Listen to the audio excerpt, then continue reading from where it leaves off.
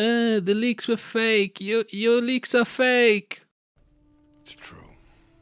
All of it.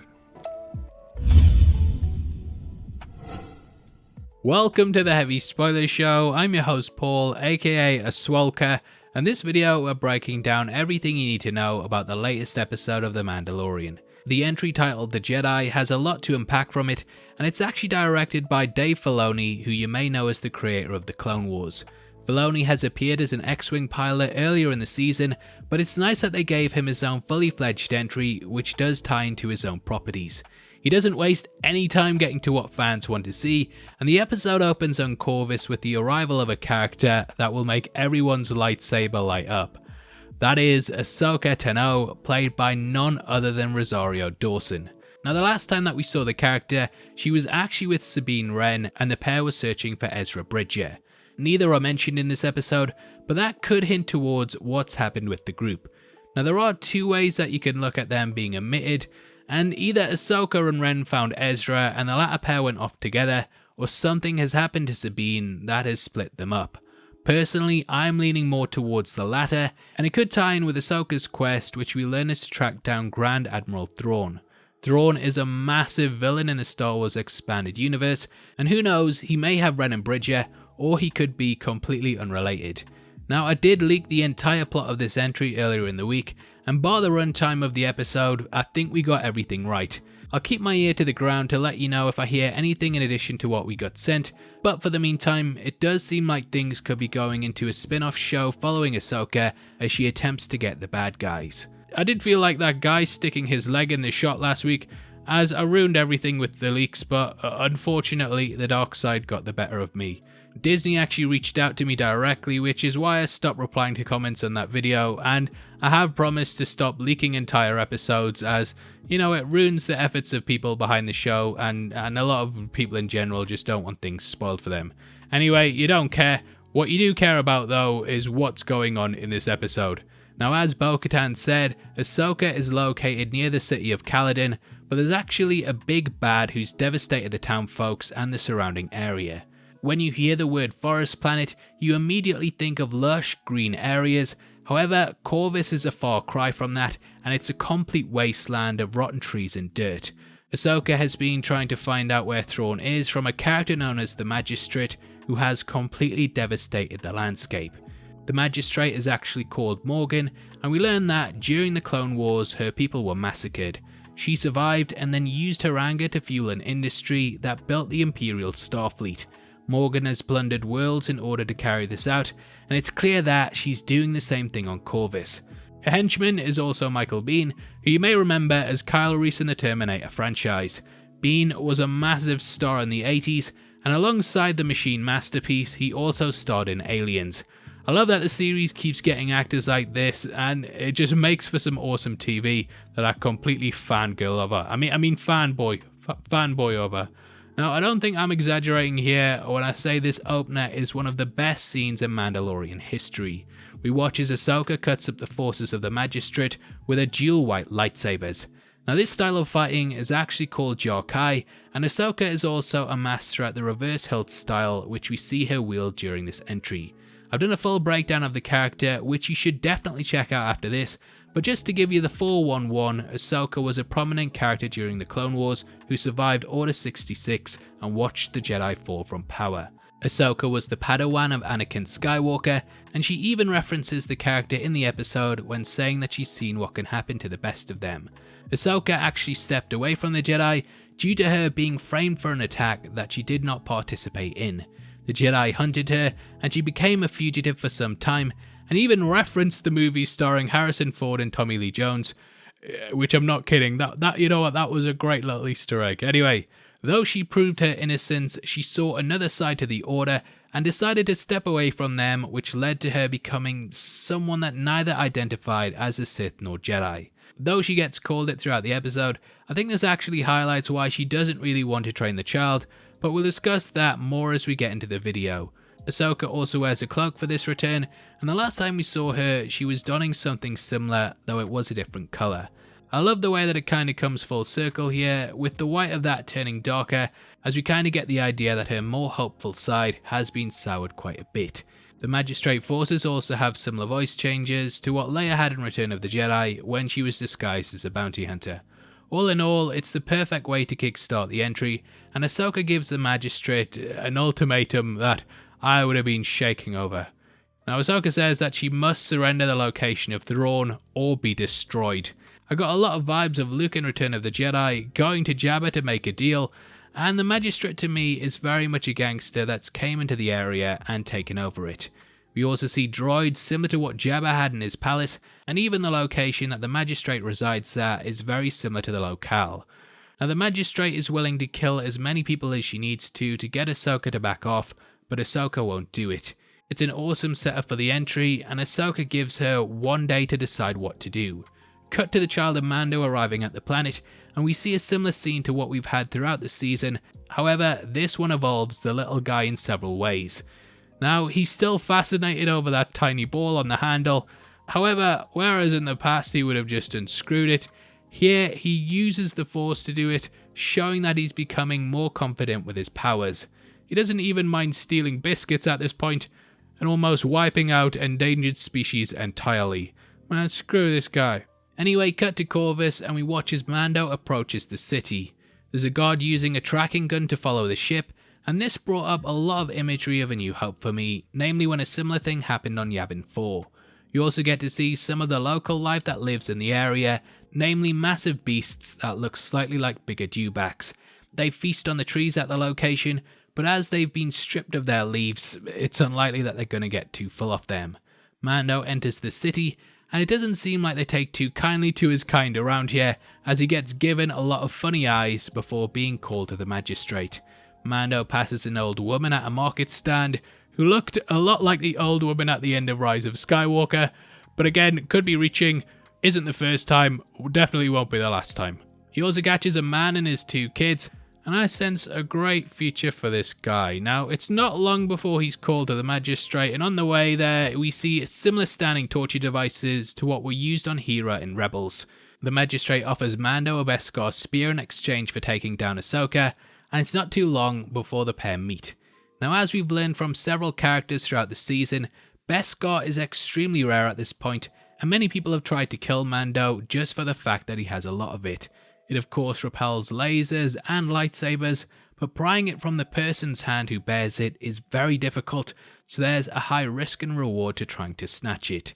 Mando goes out into the woods in order to get Ahsoka, and you can also spot what looks to be an owl in a tree. I may be reading into this, but I think that could be Morai, though that's just me guessing. Anyway, this location kicks off a short but sweet action scene that sees the pair going head to head. Now, you can never get enough lightsabers in this show, and seeing them duel it out using all they have at their disposal is an absolutely amazing moment. Mando nearly gets his butt handed to him, but he brings up Bo-Katan to end the fight before it escalates any further. Now, it's here that we learn a lot of ins and outs about the child's past, namely his name. I am going to miss calling the little guy Baby Yoda, but we now have it confirmed that he's in fact called Grogu. When I announced this on my leak video, I had a lot of people saying he should be called Goku, that it should start with a Y like Yoda and Yaddle, but whatever the case, this is now the character's name. R.I.P. Baby Yoda. Anyway, after Ahsoka mind melds with him, we discover that the character was actually trained at the Jedi Temple on Coruscant before everything went to hell. Many masters trained him over the years, but he was never assigned to just one, and thus has had a bit of a difficult past. At the end of the Clone Wars, when the Empire rose to power, he was hidden away, and though we don't know who was behind this, someone took him from the temple, and obviously I'd love to hear your theories below on who you think this could be. Now, there are rumours that we are getting a Mace Windu spin-off series, but whether that's the case or not, I don't really know. What I do know though is that Grogu's memory becomes dark not too long after this, and the character in some ways was lost and alone. Ahsoka brings up a wise Jedi master named Yoda from the same species as him, but as we know, during the events of this show, the character is actually dead. Grogu has kind of shut himself off from the Force, but Ahsoka agrees to test him.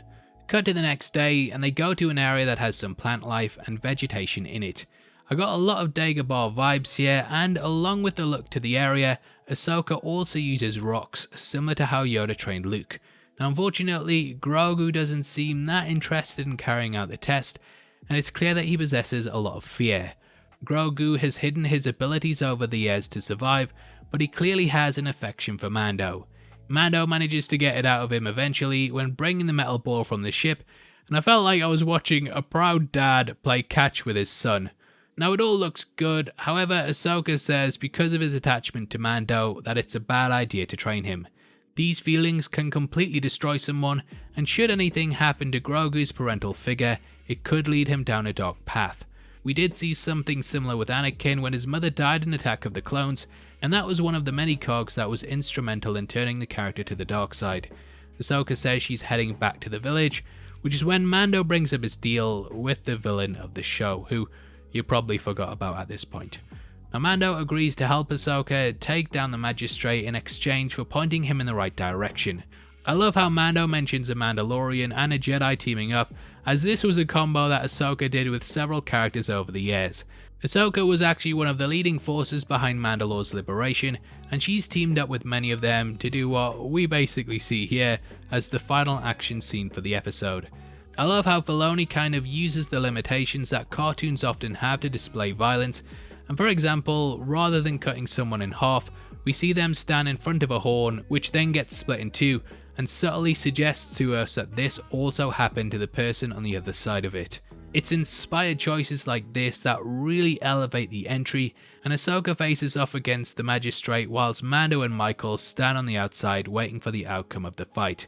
It's very much like this old timely western, and this slow draw has some awesome back and forths to it. There's also a little Lothcat cameo as the soldiers are moving through the streets, and overall it's an amazing way to close out the entry. Now as we said, Ahsoka is after the location of Thrawn, and in case you don't know who he is, he's basically the big bad that rose up after the fall of the Empire in the expanded lore. Before we get into all that though, I just want to remind you that we do videos like this each and every day, so if you're enjoying it then please subscribe to the channel. Oh, come here you. Anyway, Thrawn was a Chismail officer who rose through the ranks of the Imperial Navy during the time of the Galactic Empire. Due to his appearance, he's quite an unforgettable character, and along with his blue skin, he has cheekbones to die for. Thrawn believed that to defeat one's enemy, you must understand them, and thus he spent many years studying the Jedi and Mandalorians. Growing up, Thrawn was part of the Unknown Regions, and in order to discover what was going on in the main galaxy, he travelled to it, which is where he stumbled across the Clone Wars and met Anakin. Thrawn was uninterested in the democracy of the Senate, as he thought that if everyone had a voice, that nothing would get done. Thus, he initially rejected Chancellor Palpatine's offer to join them, but when the Galactic Empire was formed, he decided to become an Imperial, as this was more in line with his way of thinking. Even though alien species are not normally that welcome in the Imperial ranks, Thrawn's ability far outweighed any prejudices, and thus he became one of the key members. Palpatine gave him the rank of Grand Admiral personally, and from his ship the Chimera, he led the 7th Fleet. In the expanded universe, he's gone after Luke several times, and also appeared in Rebels. Thrawn is a pivotal character, and he actually ended up helping to form the First Order, which I think this show or the spin-offs could definitely set up. He disappeared with Ezra at the end of Rebels, so Ahsoka is likely looking for him purely because she thinks that the two will still be together. Anyway, a new leader of Caladan is appointed, but he'll probably be just as bad as the rest. Yes, it's politics, yes we're going meta. Mando takes the spear even though he didn't complete the mission, and I guess this is the way now. Yeah, maybe he's changing, and hopefully we will see him take his helmet off. Also, I love the panpipe version of the theme, which is very Final Fantasy IX, which I completely love. Now Mando heads out to Tython, which contains the ancient ruins of a Jedi temple. Mando is told that if he puts Grogu on a seeing stone at the top of the mountain, that he may be able to reach out to another Jedi, but we don't know what this entails. Now I do think that it could be Mace Windu, as I've said earlier, but at this point, it could also be absolutely anyone else. I think we deserve a big character in it, and though many likely think he's dead, we never saw a body, and then Order 66 happened, so if it was the character, I would have just bolted without saying mother effer. Could also be Luke, could be Ezra Bridger, could be anyone. Let me know below. Anyway, that concludes another excellent episode of The Mandalorian, and obviously I'd love to hear your thoughts on the entry in the comments below. If you enjoy this video, then please drop a thumbs up and make sure you check out our breakdown of who Ahsoka Tano is. We tell you everything you need to know about Tano, and it's great puns as well. Don't forget, we're also giving away 3 copies of the Marvel Phase 2 box set, and all you have to do to be in with a chance of winning is like the video, make sure you subscribe with notifications on, and drop a comment below. The winner is going to be chosen at random on the 30th of November, so make sure you get involved. If you want to support the channel and get to see content early, then please consider clicking the join button below. You can also come chat to us on a Discord server linked in the description, or at Heavy Spoilers on Twitter. Thanks for making it until the end of the video. You've been the best. I've been Paul, and I'll see you next time. Take care. Peace.